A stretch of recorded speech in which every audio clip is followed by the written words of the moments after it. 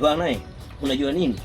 Naelewa ya kwamba ukikaa na watu unawaambia, bana, mimi yule jamaa huwa namheshimu kwa kumkejeli.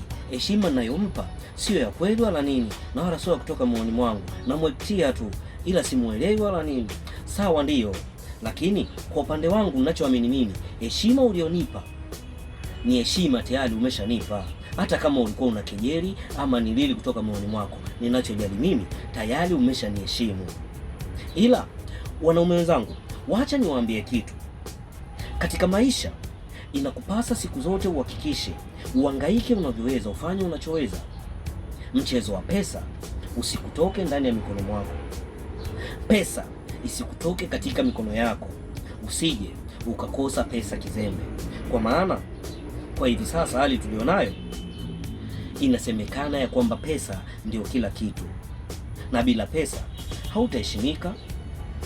Katika wale wote ambao wanakudharau na kukukejeli kwa sababu hauna pesa, ila amini ya kwamba ile siku ikamatapo pesa, ile siku uitiapo pesa mikononi mwako, wale wote wanarudi kwako na kurejesha heshima yako upya. Bana, tafuta pesa, pambania pesa, kwa maana pesa ndio heshima yako. Kwa sasa hivi hamna heshima bila pesa. Unajua nini? Jua jinsi ya kuishi na watu, kikubwa akili na moyo, hivyo tu.